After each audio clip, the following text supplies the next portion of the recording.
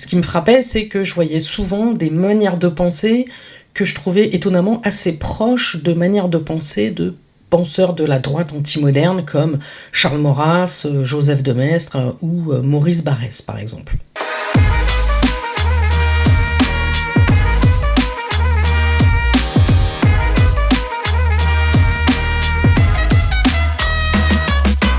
Bonjour, bonsoir, bienvenue sur la chaîne de la Baronne et bienvenue dans cette vidéo où je vais explorer un petit peu certaines proximités intellectuelles entre les militants décoloniaux et des penseurs de la droite antimoderne. C'est un truc qui me travaille depuis un peu plus d'une dizaine d'années, en fait, cette proximité entre une certaine gauche radicale et cette mouvance dite décoloniale, ou qu'on appelle des fois indigéniste, en rapport avec le Parti des indigènes de la République, fondé entre autres par Horia Boutelja, que vous devez connaître. Alors ce qui me frappait, c'était qu'en fait, derrière tout un bagage rhétorique plutôt venu de la gauche, avec tout ce que ça comprend de lutte contre le racisme, lutte contre le colonialisme, émancipation, autodétermination, ce qui me frappait, c'est que je voyais souvent des manières de penser que je trouvais étonnamment assez proches de manières de penser de penseurs de la droite antimoderne comme Charles Maurras, Joseph de Maistre ou Maurice Barrès par exemple. Une certaine méfiance vis-à-vis de l'individu autonome, une insistance sur des appartenances héritées, le groupe contre l'individu, évidemment un grand soupçon, voire un rejet de l'universalisme républicain.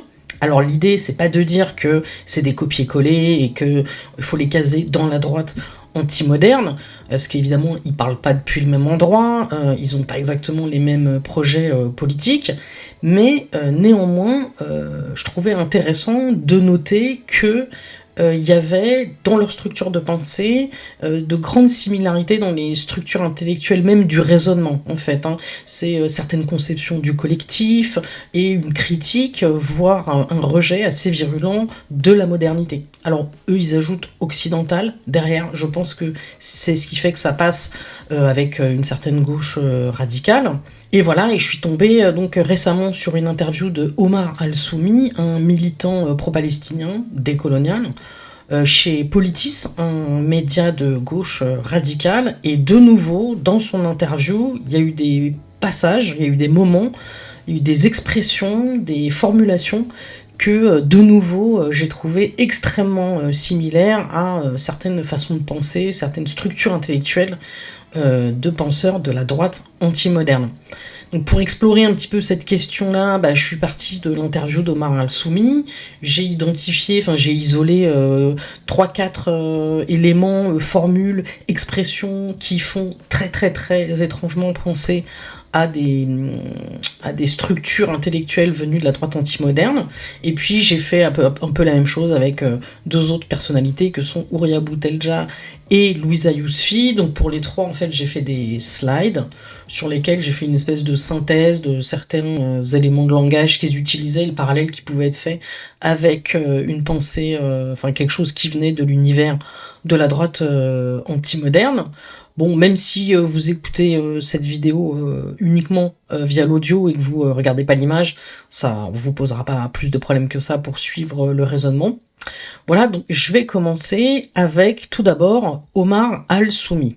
Alors Omar Al-Soumi, c'est un militant franco-palestinien décolonial qui est surtout connu pour être à la tête du collectif Urgence Palestine. Vous l'avez peut-être déjà vu dans des manifestations pro-palestiniennes ces 2-3 dernières années.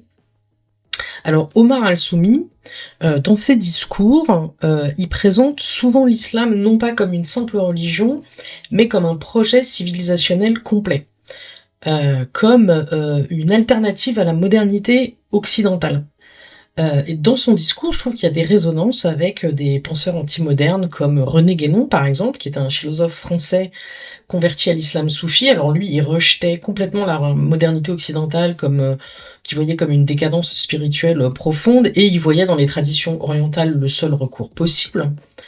Ou alors Oswald Spengler, qui était un historien allemand connu pour son livre en 2 tomes, je crois, Le déclin de l'Occident, où il théorisait les civilisations comme des organismes vivants, avec un cycle de naissance, d'apogée et de mort inévitable.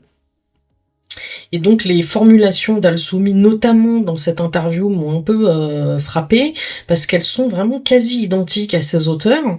Alors parfois, c'est plus la structure de pensée qui se ressemble, hein. C'est comme je vous disais, en présentation avant, c'est pas vraiment forcément du copier-coller en termes d'idéologie, mais c'est des structures qui sont quand même extrêmement, similaires. Je pense que le sujet mériterait, d'être creusé bien plus largement que ce que je vais faire dans cette vidéo, hein. Ici, je l'aborde un peu dans les grandes lignes ou en surface, ça mériterait vraiment d'être creusé, mais voilà, bon, c'est une première exploration dans les grandes lignes. Alors, dans l'extrait que je vais vous passer tout de suite, il en est au moment dans l'interview où il explique à la journaliste pourquoi il mobilise dans son militantisme des termes arabes comme intifada par exemple.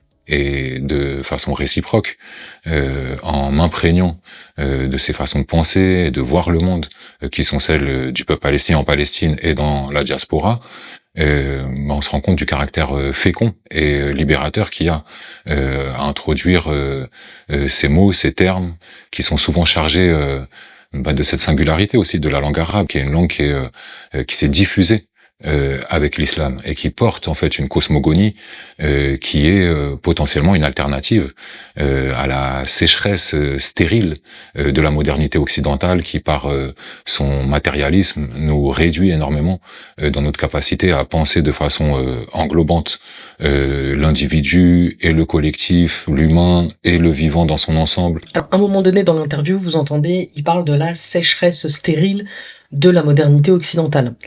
Donc là, il critique pas seulement certains excès du monde contemporain ou certains effets négatifs de la modernité, puisque ça, on peut trouver ce genre de critique un peu partout, y compris chez des penseurs qui ne sont pas anti-modernes, et y compris chez des gens de gauche.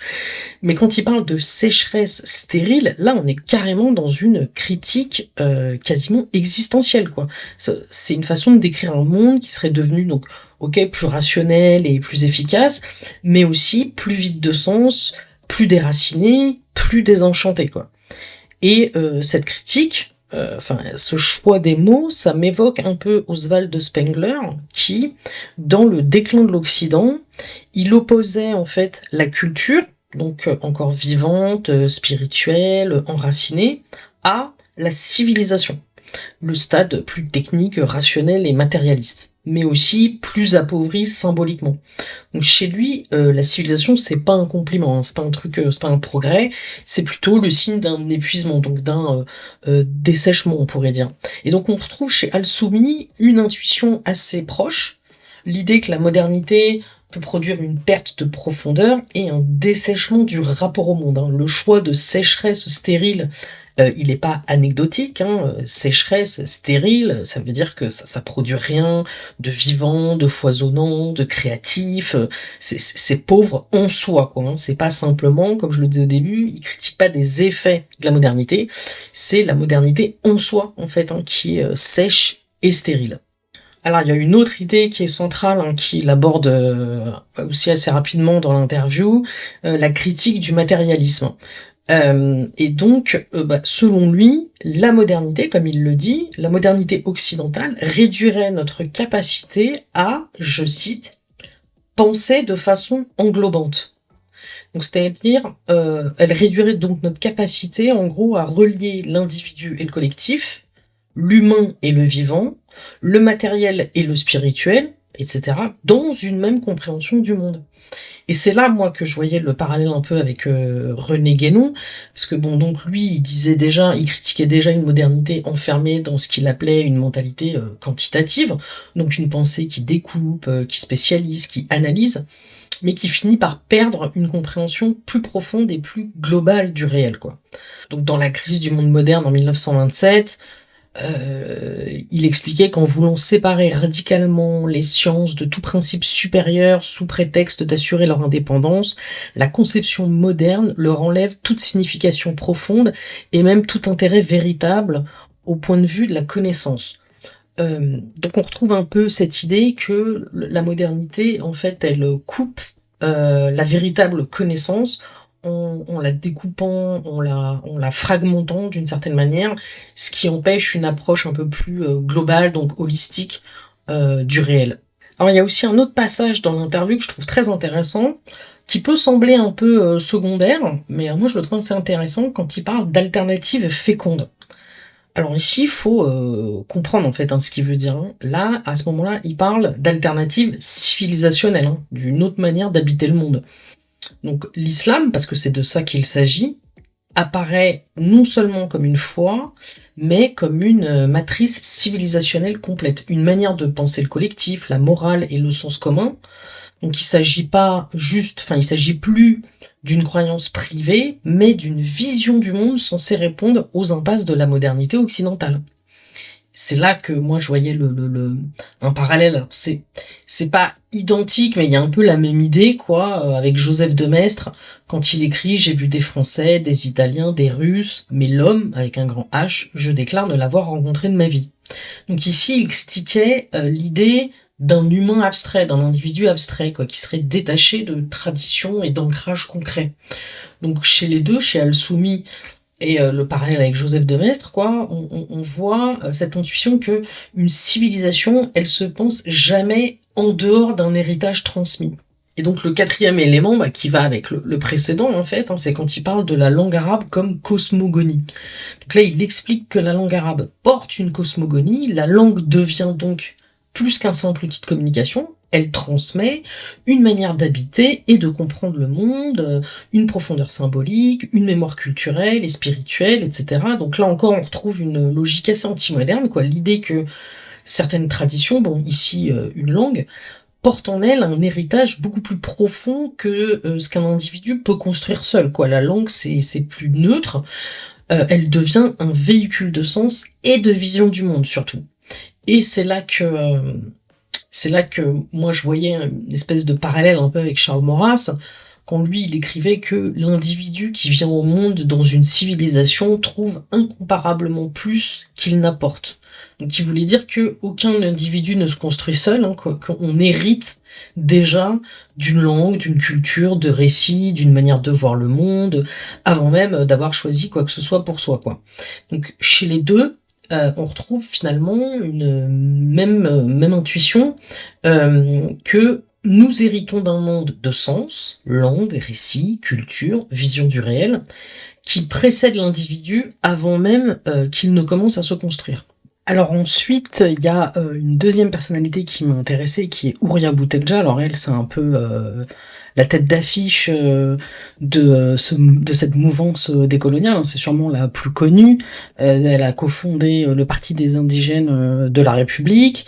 Et puis elle intervient régulièrement sur la chaîne YouTube Parole d'honneur. Donc c'est vraiment une figure centrale du décolonialisme français. Elle théorise une critique vraiment très radicale de l'universalisme républicain, qu'elle lie un peu comme un masque de la domination coloniale et blanche. Alors un peu comme Al-Soumi, elle articule islam et politique dans une logique civilisationnelle assez globale. Son livre phare, Les Blancs, les Juifs et nous, qui est paru en 2016, est à ce propos assez révélateur, hein. Il y a un télescopage entre références d'extrême gauche et références de droite radicale, comme Carl Schmitt par exemple, mais ce qui est plus frappant encore, c'est de l'entendre formuler de l'intérieur, hein. Là je vais vous passer un extrait de Radio Courtoisie en 2016. Alors on y entend Bernard Anthony, qui est un ancien membre du Front National jusqu'en 2008, et une figure du catholicisme traditionnaliste. Et c'est intéressant de voir comment il décrit la pensée de Houria Boutelja comme étant finalement assez identique à la sienne. Marxiste, on l'imagine gauchiste, taratata. Elle est travail, famille, patrie, Houria. Mais à part que c'est pas la France, c'est pas la même. Alors elle dit: je me dois au mien, je me dois à ma continuité. Elle a des accents barésiens. On retrouve là l'accent de tous les nationalismes. Et pour étayer mon propos, c'est foutu, elle ne viendra plus après ça. Pour étayer mon propos, les Blancs savent bien que leur société est sèche. Ils se savent égoïstes et individualistes, et ils en souffrent. Mais ils manquent d'imagination pour penser d'autres horizons. Parce qu'ils n'ont plus de mémoire. Ils ont oublié ce qu'ils étaient, avant d'avoir été engloutis par la modernité. Ils ne se souviennent plus du temps où ils étaient solidaires et où ils avaient encore des cultures, des chants, des langues régionales, des traditions. Je signe ça dès demain. Dès demain, ouais. Parce que C'est ce que nous disons. c'est ce que nous disons. Et en réalité, Enfin, c'est ce contre quoi nous luttons, plus exactement. cet aveu, je me dis que si, pas nous, mais il est vrai que si la France se souvenait, était solidaire, avait ses cultures, ses chants, ses langues régionales, ses traditions, il se pourrait bien qu'une Ouria Boutelja serait avec nous. Mais au fond, c'est là que l'école de la République a échoué, c'est là que le système a échoué, et le rouleau compresseur d'une certaine modernité, donc a dissous tout cela. Alors, un des éléments qui ressort beaucoup chez Boutelja, c'est celui du déracinement. Le point de départ de sa pensée, c'est l'idée que la modernité occidentale, et plus encore la colonisation qui en découle, arracherait les peuples à leur langue, leur tradition, leur solidarité, pour mieux les dominer. Mais ce déracinement, d'après elle, n'opérerait pas de la même manière selon les groupes. Parce que quand elle écrit que les Blancs ont oublié ce qu'ils étaient avant d'avoir été engloutis par la modernité, elle suggère que les Européens auraient été les plus profondément absorbés par cette modernité au point d'en perdre largement leurs anciennes attaches et traditions. À l'inverse, les descendants de colonisés auraient, malgré la violence coloniale, conservé davantage de continuité, un rapport plus vivant à la famille, à la communauté et aux héritages culturels, quoi. Et donc là on voit un parallèle un peu avec Maurice Barrès, parce que chez lui aussi le déracinement c'est un élément qui travaille beaucoup, qui est perçu comme une violence majeure, couper un peuple de ses attaches historiques et symboliques, ce qui le rendrait plus fragile. Donc le mécanisme n'est pas exactement le même, ils parlent pas les deux du même point de vue, mais ici aussi on a une intuition assez commune que l'individu totalement coupé de ses héritages, deviendrait plus vulnérable. Alors, dans la lignée de ce premier élément, il y a le deuxième qui est celui un peu de la société organique, quand elle dit « j'appartiens à mon clan, à ma race, à l'Algérie, à l'islam ». Donc c'est vraiment l'élément de l'appartenance. On retrouve une vision du monde ici qui rappelle, sur le plan de la structure intellectuelle, certains termes de Charles Maurras, qui défendait une société organique, qui dit que l'individu n'existe jamais hors sol, il est façonné par un ensemble plus vaste, famille, héritage, civilisation, communauté historique, qui le précède. Et chez Boutelja, alors les contenus diffèrent évidemment, mais on retrouve cette critique de l'individu abstrait moderne au profit des appartenances. Et c'est là que ça entre en tension avec un logiciel de gauche plus classique, souvent matérialiste ou universaliste, qui tend à penser les individus d'abord à travers les rapports sociaux ou des droits communs, plutôt qu'à partir d'héritages culturels ou civilisationnels. Et alors, il y a un troisième élément qui est très intéressant aussi chez Boutelja, un élément de langage assez intéressant, la critique du sujet rationnel moderne, le cogito cartésien, vu comme domination. Donc là, elle va plus loin, quand elle critique directement le « je pense donc je suis cartésien », parce que pour elle, donc, ce sujet rationnel moderne, il n'est pas neutre, il est aussi le sujet de la domination, il est masculin, impérialiste, capitaliste, et lié à ce qu'elle appelle la blanchité. Donc, autrement dit, le cogito cartésien, ce serait pas seulement une idée philosophique, mais un des fondements intellectuels d'un ordre occidental dominant. Donc ici encore, comme avec Omar Al-Soumi, on critique plus juste les excès de la modernité ou les effets négatifs éventuels de la modernité, on remet en cause ses bases mêmes. Donc c'est là que moi je voyais le parallèle avec ce que disait Joseph de Maistre, qui lui aussi rejetait l'idée d'un sujet rationnel universel hérité des Lumières, lui préférant des appartenances historiques et concrètes. Donc les contenus sont opposés, encore une fois, ils ne parlent pas du même endroit, mais on voit une même méfiance envers l'universalisme abstrait. Alors la troisième personnalité, c'est Louisa Yousfi, qui est une essayiste très proche de cette galaxie du Parti des indigènes de la République, de cette mouvance décoloniale, dans laquelle elle s'inscrit pleinement. Mais ce qui est intéressant avec elle, c'est qu'elle est dans un registre un petit peu différent de celui de Boutelja ou de Al-Soumi, elle est un peu moins dans le militantisme, elle est plutôt dans un registre littéraire, esthétique, spirituel, voire parfois un peu mystique.